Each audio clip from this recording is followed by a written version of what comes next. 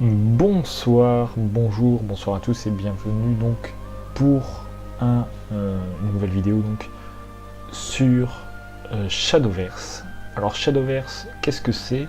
C'est un jeu de cartes un peu à la Hearthstone en fait, mais version personnage d'animé, scénario d'animé, parce que évidemment il y a un scénario, il y a une histoire, ce qu'il n'y a pas réellement dans Hearthstone, hein, parce que Hearthstone c'est inspiré de World of Warcraft, que l'histoire se passe dans World of Warcraft et que c'est juste un jeu de cartes inspiré de ce jeu.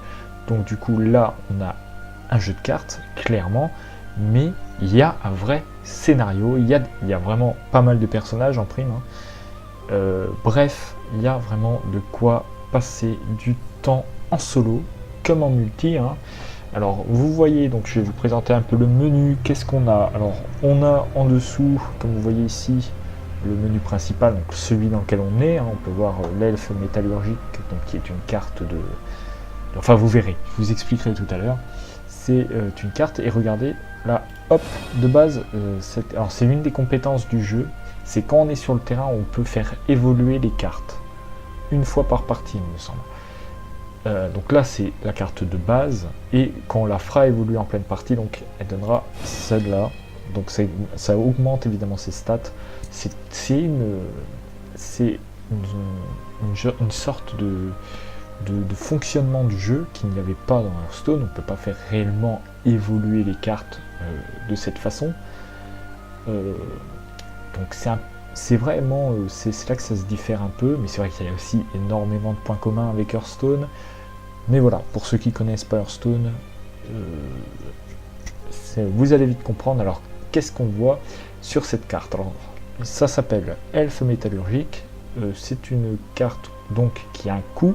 Elle coûte donc 2 cristaux, hein. Enfin, sur Hearthstone, on appellerait ça des cristaux de mana. Là, je sais pas comment ça s'appelle, à vrai dire. J'ai commencé le jeu il y a même pas 2 heures. Donc, voilà. Donc en dessous, on retrouve les points d'attaque et les points de défense. Encore une fois, très similaire à Hearthstone. On voit à peu près toutes les cartes, enfin un bon paquet de cartes qui sont disponibles tout autour.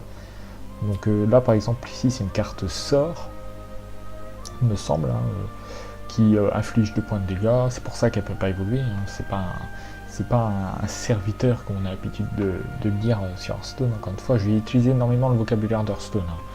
C'est pas... Voilà, c'est normal, je suis habitué.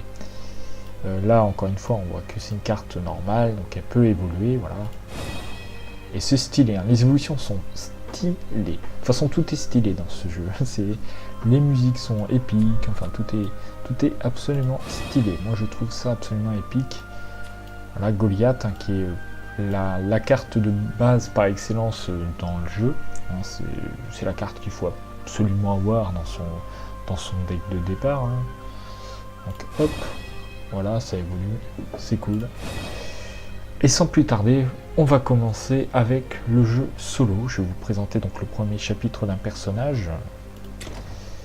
Donc histoire, on va directement aller dans le mode histoire, bannissement, les combattants, blablabla, on s'en fout. Donc moi j'ai commencé voilà, avec Arissa, j'en suis au chapitre 4. Donc elle, c'est un personnage sylvestre. Alors, comment que je pourrais vous expliquer? Sylvestre, c'est-à-dire qu'elle joue énormément avec les fées. Voilà, c'est-à-dire qu'il y a des cartes fées, par exemple, il y a un fonctionnement comme ça où tu peux littéralement... Les fées, c'est des petites cartes qui coûtent que 1 de cristaux et qui ont 1 d'attaque, 1 de défense. C'est juste des petites cartes normales, mais on peut les faire apparaître comme si ce n'était pas... sans qu'elles soient dans notre deck, en fait. C'est un peu le pouvoir héroïque, hein. Il n'y a pas de pouvoir héroïque réellement dans le jeu, mais on a un peu, c'est une spécialité qu'a Arissa, et c'est sympathique mais pas très puissant non plus, hein. Donc il y a Arissa donc, qui est une sylvestre, voilà. À côté nous avons Erika qui est une épéiste, je pense, royaux, donc ouais, ça doit être à peu près ça. À côté, nous avons Isabelle l'ésotérique. Alors, ésotérique, c'est alchimiste ou mage. Sur Hearthstone, on appellerait ça une mage.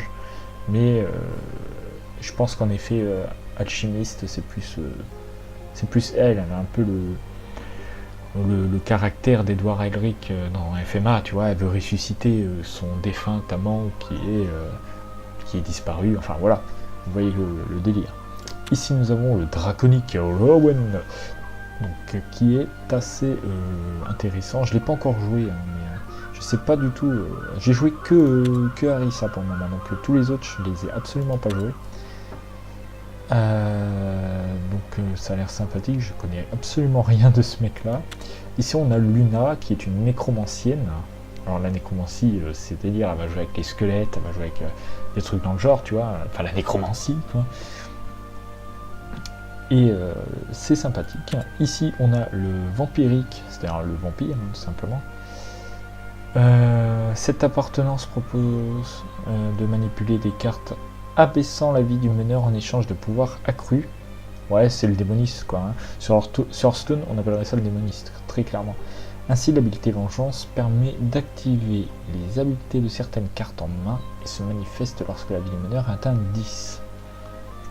Ok, et ici on a l'ecclésiastique, donc le prêtre, hein, littéralement, lorsqu'une amulette possédant compte à rebours est jouée, une valeur donnée décroît d'un point à chaque tour jusqu'à atteindre 0, l'amulette est alors détruite et peut soit être remplacée par un puissant combattant, soit activer certaines habilités. Voilà. Je sais plus lire, c'est absolument terrible. Et nous,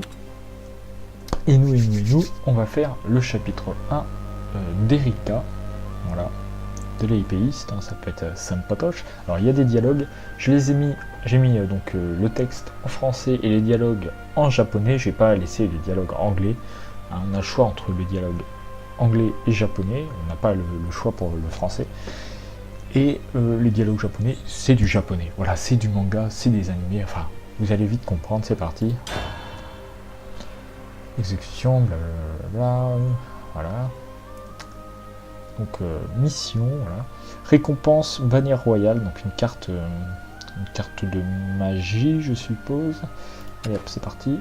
Erika est une jeune servante attachée au service de la princesse du royaume d'Alester. Elle porte envers sa maîtresse un dévouement sans faille. À chaque fois qu'un sort, blablabla. Symbole de salut, prélude à l'anéantissement, seuil d'un nouveau monde. Nul ne savait comment ni pourquoi l'arabe. Oh putain, l'arabe. Putain, c'est terrible. L'arbre du chaos était apparu. Putain, ses branches étirées jusqu'aux cieux. Ah là là, je vais éviter de lire parce que sinon je vais redire des conneries. L'arabe du chaos. Royaume Erika.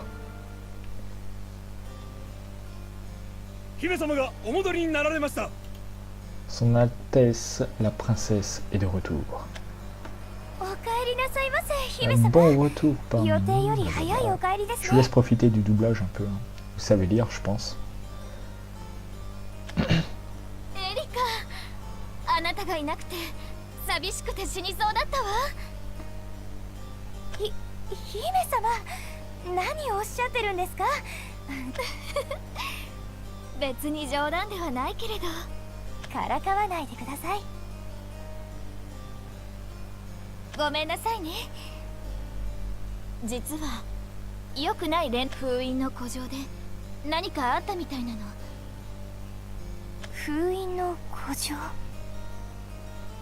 かつてこの国を窮地に追いやったと言われるヴァンパイアが、そう、私の先祖である王が最後にして最強のヴァンパイアユリアス・フォルモンドを封じたところよ。ユリアス・フォルモンド。ユリアスはヴァンパイア族の中でも並外れだ。そんな危険なものが。だからエリカ、あなたには。かしこまりました、姫様。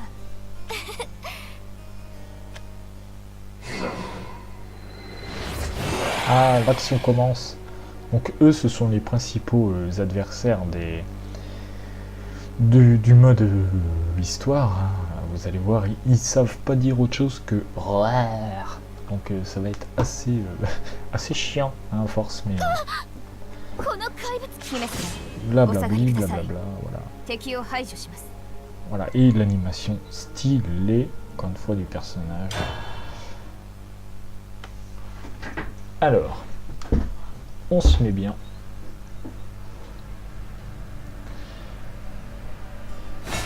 Et c'est parti. Créature, voilà. Bon, là, en l'occurrence, je suis le premier joueur, c'est-à-dire que je vais jouer en premier. Et on n'a que Attends, certaines cartes des royaux sont des spécialisations commandant et soldats. Ces deux spécialisations produisent divers effets lorsqu'elles sont utilisées en combinaison. Ok, donc c'est des combinaisons, quoi. Spécialisation, ok. Ok, je vois. Ok, donc ça c'est juste un tuto pour me dire un peu comment jouer. Donc là direct, hop, vous voyez qu'on commence avec beaucoup de PP direct. Le maître ninja possède l'habilité embuscade. Ouais, cette habilité le protège des attaques et l'habilité adverse. Cependant, l'habilité disparaît lorsqu'il attaque. Donc ça c'est le mode camouflage qu'on pouvait retrouver dans Hearthstone. Il n'y a pas de souci. Et ensuite on me demande de jouer également le guerrier. Et de finir le tour.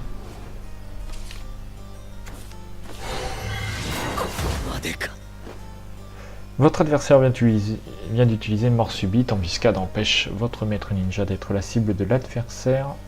Ici, celui-ci ne peut attaquer que votre guerrier.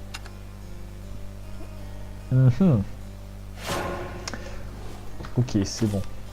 Donc là, je vais devoir jouer évidemment. Bannière royale est une carte de spécialisation commandant qui augmente les points d'attaque des combattants de spécialisation soldats. Utilisez bannière royale pour renforcer votre maître ninja. Ok, donc ça c'est une carte qui renforce, littéralement. Hop, voilà, elle sera présente, mais elle ne peut ni être détruite du coup, ni attaquer, ni se défendre, vu qu'elle n'a pas besoin d'être détruite, voilà, enfin vous savez quoi. Les commandants et les soldats allient leurs forces pour remporter la victoire. Donnez le coup de grâce au meneur adverse en attaquant avec votre maître ninja. Donc c'est parti, on va lui foutre la pâtée, à 5 points de vie de toute façon, il va pas faire long feu. Hop. Donc ça c'était le premier chapitre, à mon avis il y a un combat par chapitre. Bon là c'était très facile parce que c'est vraiment un tout petit tuto. Et derrière je gagne bannière royale, donc vos récompenses sont récupérées automatiquement.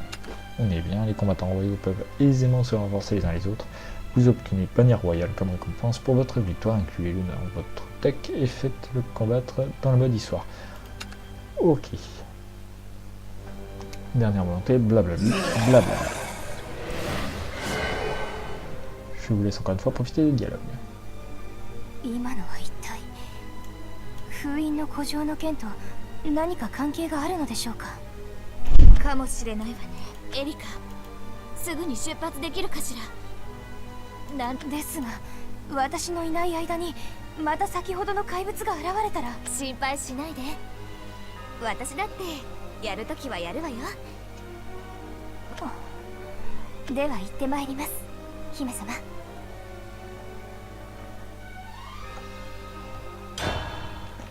Voilà. Donc, mission 1 accomplie. Donc ça, c'est une bonne chose de fait. Un nouveau chapitre est désormais accessible. Donc, on fera très certainement le chapitre 2 bientôt. Là, c'était vraiment le petit tuto de rien du tout, histoire de comprendre à peu près les bases. Donc la récompense, on a 20 capsules bizarres. Je sais même pas ce que c'est moi-même. Donc là, on va vite fait faire retour, que je vous montre à peu près comment que ça se présente dans le fond. Donc là on a un entraînement, bataille contre IA, enfin voilà. On va vite faire retourner donc dans le menu. Alors si vous voulez créer vos decks, il faut aller dans cartes, il faut aller dans édition deck ou carte. Alors si vous allez dans carte, ce sera pour utiliser les petites capsules rouges pour créer vos cartes. Et pour aller édition deck, tout simplement pour créer des decks. Voilà. Alors vous allez voir que moi j'ai déjà créé donc mon petit deck test pour le premier perso.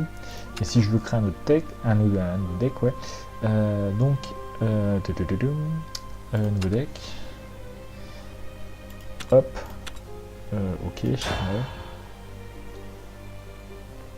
Donc ça, c'est les cartes que je suis censé avoir de base. Voilà, tout ça. Et vous voyez qu'il y en a 3 de chacune. quasiment. Ça, c'est les cartes de base. Voilà, il y en a 3 chacune, et ça va pas plus loin. J'ai eu que cela. Et un deck est composé de 40 cartes. Donc ici, ils ont été très intelligents de nous mettre le nombre de cartes qui coûtent 1, 2, 3, 4, 5, 6, 7, 8.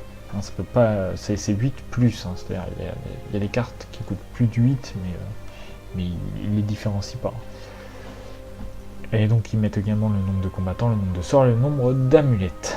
Voilà, je pense que c'est à peu près la base. Et donc le deck là, actuellement, il est vide.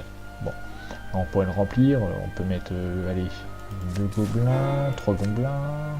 Ouais, on peut essayer, hop, 3 gobelins. Alors, clic gauche, c'est pour voir... voilà, c'est pour voir la gueule du perso, quoi, à peu près. Voilà, les cartes premières, un peu ni de crime, ni de dissoute, exactement. Voilà, ça c'est pareil. Par exemple, celle-là, la carte sort, ça explique un peu ce que ça fait. Donne +1, +1 à un de vos combattants au hasard au début de votre tour. C'est-à-dire qu'à chaque tour, elle va donner +1, +1 à l'un de mes personnages, et c'est une carte qui ne peut pas être détruite. Faut le rappeler, c'est pas une carte qui a de la défense. Donc elle restera sur le terrain tout le long du match. Donc c'est assez pété, hein, je trouve. Bon, même si ça peut pas évoluer, parce que donner +2, ça pourrait être sympa, tu vois. Mais je pense que ça va s'améliorer au fur et à mesure du temps. Moi j'en prends 3. Ici on a le chevalier téméraire 2. C'est un peu cher pour ce que c'est, honnêtement. Même si derrière, il faut savoir que j'ai quand même un deck de guerrier, j'ai envie de dire. Donc c'est compliqué, mais dans ce cas-là, je préférerais encore prendre celui-là. Royaux soldat, voilà. À la limite, j'en prendrais 2, voilà. Le guerrier, il est là, j'en avais pas pris. Mais je crois que je vais en prendre 2 aussi. Ici, on a Konoichi cadette. Royaux soldat aussi, on peut en prendre 2, 3. Je vais en prendre que 2 pour l'instant, parce que 1 de défense, c'est assez naze. Turn in the bang. Qu'est-ce que c'est que ça? Inflige autant de dégâts à un combattant adverse qu'il y a de combattants sur votre plateau de jeu. Ça peut être intéressant. Un mercenaire vagabonde. 3-2, c'est cool. J'en prends que 2, hein, parce que... Encore que je peux en prendre plein, parce que c'est vrai qu'on a quand même 40 cartes dans le deck, c'est assez énorme. Chevalier ambitieux, ça peut être sympa, on en prend 2. Dur comme fer, qu'est-ce que ça fait? Donne +2 à un de vos combattants, c'est sympathique. C'est même carrément sympathique. Je vais en prendre 2. Goliath, bah ça c'est la base, ça faut en prendre au moins 3. Général blanc, j'en prends 3. Bannière royale, qu'est-ce que c'est déjà?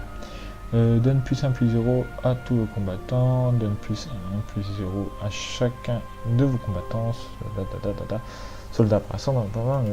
Ok, bon, on va lui en prendre 2. Vierge protectrice. Donc ça, si je me trompe pas, c'est un gardien. Les gardiens, c'est eux qui ont le même délire que les provocations, si je me trompe pas. Hein. C'est ça. C'est une provocation, je pense. Si je me souviens bien. Ici, maître ninja embuscade, ouais, bah ça je prends en direct, je pose pas de questions. Et lui, moi je prends tout. Il me reste encore 3 cartes, qu'est-ce que je pourrais prendre? Je vais reprendre un truc comme ça. Et je peux prendre lui aussi, voilà. Derrière, qu'est-ce qu'on a? Lui, je l'ai pas pris, c'est normal, il est naze. Je vais prendre lui, voilà. Puis je pense que là, le deck il est à peu près correct. Donc, si j'ai pas pris lui, c'est tout simplement parce que j'ai mieux, quoi. Pas déconner. Donc, comme on voit la courbe, c'est-à-dire on a un peu de... La courbe, si tu veux, au bout de 3, elle redescend. C'est une montagne russe. Je crois qu'il faut à peu près que ça fasse toujours ça pour qu'on ait un deck à peu près potable. C'est comme sur Hearthstone, je pense. C'est comme dans les decks d'arène sur Hearthstone. Voilà. Donc, sur ce, je sauvegarde. On l'appelle deck...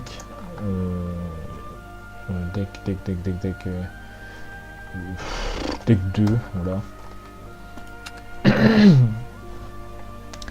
Le deck a été sauvegardé, nickel. Donc voilà, on se retrouve donc la prochaine fois pour le chapitre 2. Je vous dis donc à la prochaine. Si vous voulez également, d'ailleurs j'en profite, si vous voulez télécharger le jeu, il suffit d'aller sur Steam ou sur portable. Il est disponible évidemment sur Play Store et autres, hein, parce que moi j'ai Play Store, donc c'est tout ce que je sais. Et il est dispo, il n'est pas du tout lourd, c'est-à-dire que là où un truc comme Hearthstone pourrait coûter quoi, 2 gigas sur portable, hein. Shadowverse, là je l'ai quasiment téléchargé, j'ai téléchargé mais je m'en suis pas servi, donc peut-être qu'il y aura des trucs à télécharger derrière, mais pour l'instant c'est à peine 100 MO, donc ça vaut le coup. Bon voilà, c'est tout. Du coup, à plus les gens, bisous.